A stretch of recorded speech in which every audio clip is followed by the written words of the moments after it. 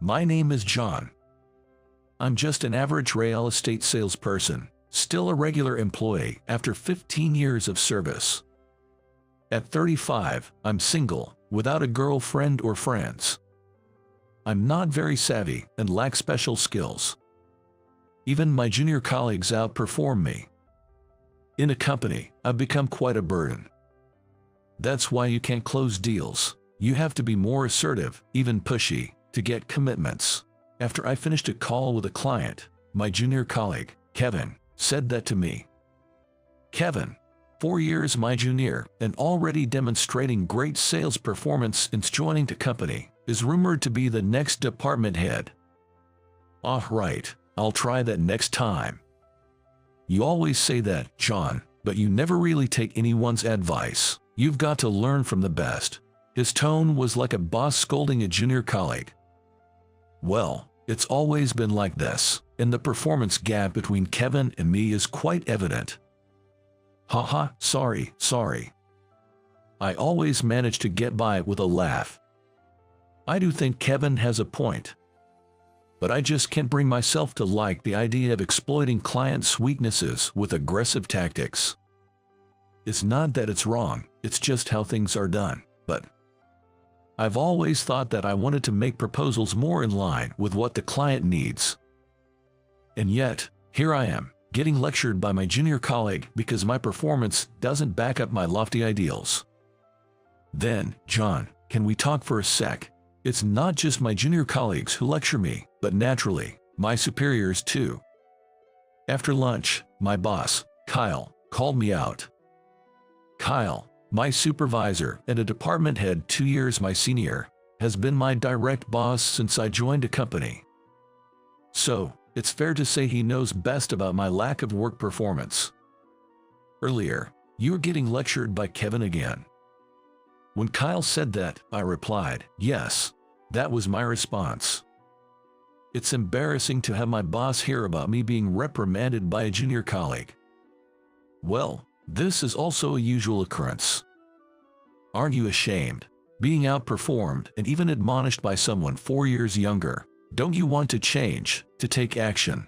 Without ambition, it's no surprise if people say you're holding us back. I'm sorry. It's not that I lack ambition. I wanted to build relationships with clients in my own way and improve my performance. That's what I used to think. But at some point, I began to resign myself to the situation, thinking, there's no way someone like me could achieve that. I feel a sort of disappointment in myself. Still, I'm trying my best in my own way, but after 15 years without change, it's understandable if people are frustrated with me. Sorry, but has saying sorry for 15 years led to any growth? Do you even realize you're a burden? As your boss for so long. Think about my position too. If you don't have the motivation, just quit now, please, I'm begging you. Kyle, my department head, might also be getting complaints from higher-ups about my lack of progress. I can't do that, I'm sorry. I'm aware that I'm not just unhelpful but actually a burden to the company. But I also lack the courage to quit and look for a new job. I don't think there's any company that would hire a 35-year-old like me with no significant achievements and low skills after 15 years as a regular employee. For such reasons, even knowing that staying might be a nuisance, I couldn't make the decision to leave. Geez. Kyle clicked his tongue and left the conference room.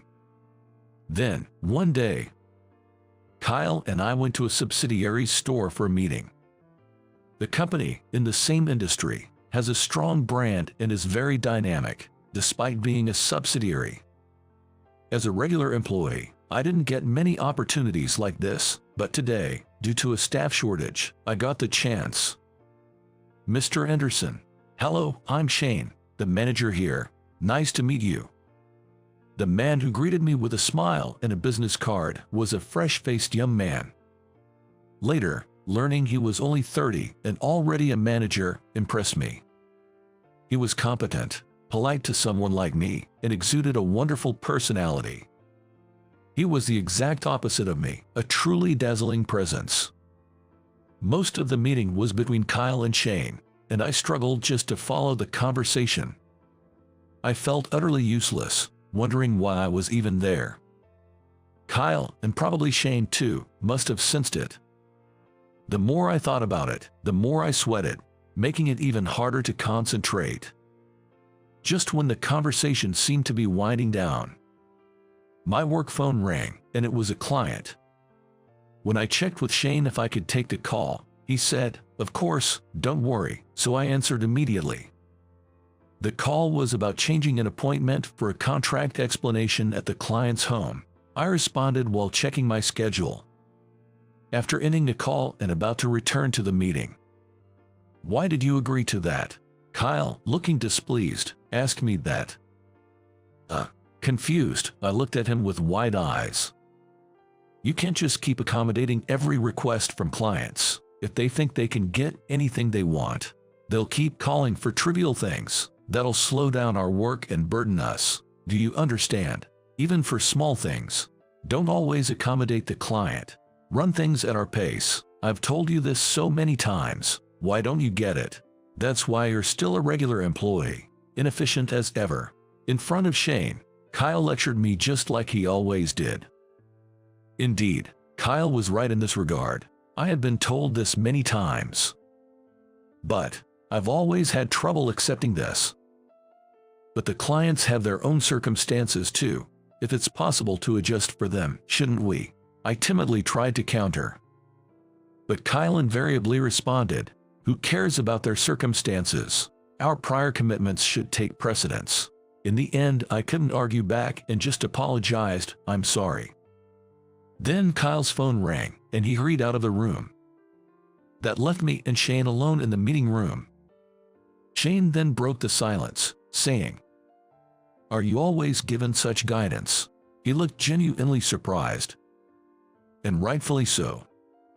For a 15-year veteran like me, older than him, to still be lectured by a superior must seem strange to someone on an elite career path like Shane.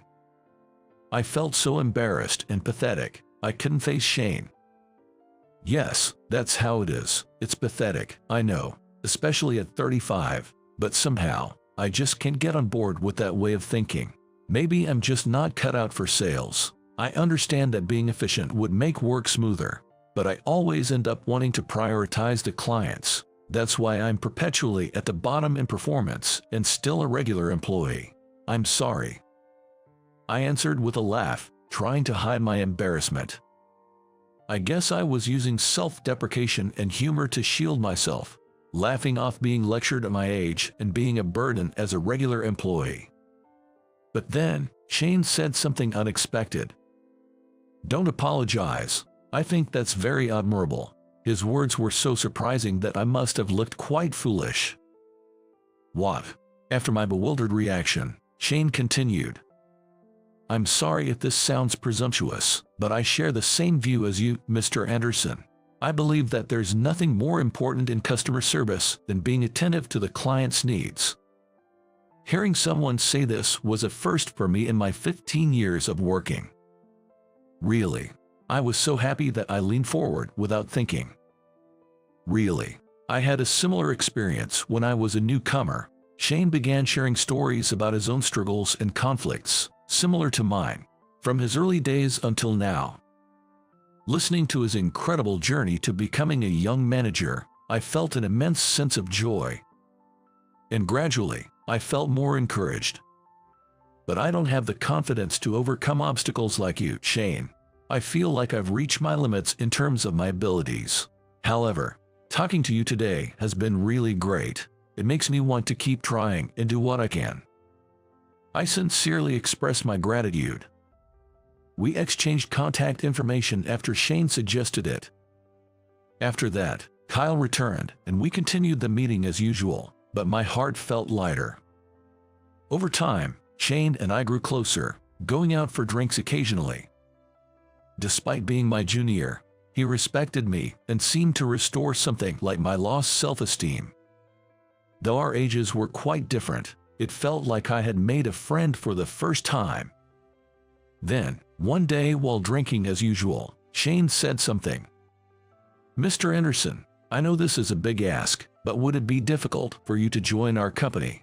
I never imagined that someone would make such a request to me. I was utterly baffled. Then Shane explained, our company, and no offense to your parent company, but both seem to be prioritizing efficiency at the expense of customer service, almost like a lordly way of doing business. We're not struggling now because of our brand name, but this attitude could eventually be our downfall. Recently, in an internal meeting, we discussed how important it is to engage with customers, as you mentioned the other day. We need to instill this approach in our staff, and so, when I mentioned you, our executives expressed a strong desire to have you on board. If you're willing, we'd like you to join as the head of personnel development. This was an opportunity I never dreamed of. I had always thought my inefficient work style was a negative, but here was a chance to utilize it positively. Despite my anxieties about being up to the task, I thought this might be exactly what I was meant to do. So, I decided to give it a try. I immediately accepted, and within a week, it was official that I was moving to Shane's company. The news spread quickly within the company. But it was perceived as, John was so incompetent that he was demoted to a subsidiary. People looked at me with pity, but I didn't care anymore. I was excited to work with Shane in this new place. That's what I had decided. Before my transfer, a formal farewell party was planned. I knew nobody was really interested in me, and it felt obligatory, but I couldn't just skip it. Shane, feeling apologetic for subtly poaching me, wanted to attend the party as well. Given that the party was being held for me, I couldn't just skip it. Moreover, Shane, having suddenly recruited me, expressed a desire to make a farewell greeting, so I attended the farewell party with him. No one would be shocked by my sudden departure. In fact, they might even be relieved, but Shane probably didn't realize that. To celebrate Sean's transfer, cheers. I thought the toast might have been sarcastic, but I tried not to mind, given it was a farewell party. However, the sarcasm towards me didn't stop during the party. Without an incompetent junior colleague, I'll be in trouble with less work, joked Kyle. I'll remember not to be too incompetent, or I might get demoted to a subsidiary, laughed Kevin. Everyone seemed to be using the opportunity to throw jabs and sarcasm more than actually bidding farewell. Initially, Shane laughed along, thinking it was all in jest, but gradually, his expression darkened. I became nervous.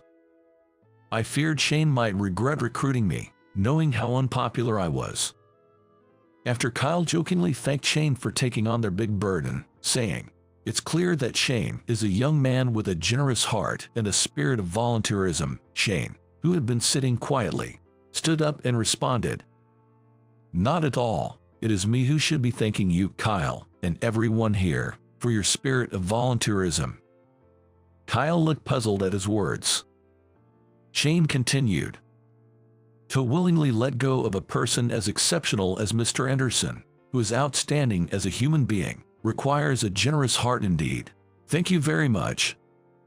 This remark surprised everyone, not just me. Everyone at the party, except for Shane, struggled to understand what he meant. A few seconds later, the room was filled with laughter. Everyone thought it was a joke to consider me an exceptional talent. Honestly, I thought the same. But Shane remained serious. Kyle responded with a laugh. "It's funny that you think he's exceptional." Shane, still not breaking his serious demeanor, replied, "I fail to see the humor. If after 15 years of working together, you can't see Mr. Anderson's excellence, that's more amusing to me. Seems like you have blinders on." The room fell silent at this bold statement. Annoyed, Kyle retorted, "Impudent brat from a subsidiary," and the atmosphere soured. Just as I was about to stand up and intervene, Shane said, "Please look forward to seeing what our company will achieve," and with that, we left the party. Afterward, Shane apologized several times for getting heated, but honestly, I was happy. I had never met anyone who stood up for me like that.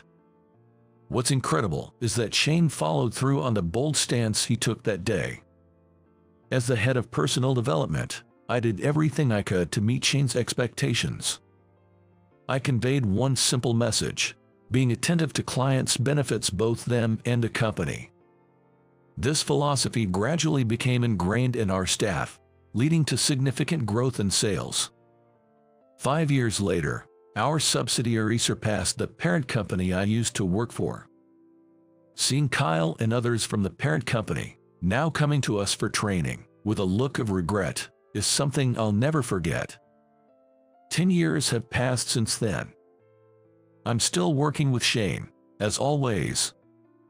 I've found fulfillment in my job and learned the joy of being needed by others. At 45, I'm still single, but my life feels much richer compared to 10 years ago. All of this is thanks to Shane, who recognized and leveraged my approach. I plan to continue doing my best here, living my life to the fullest.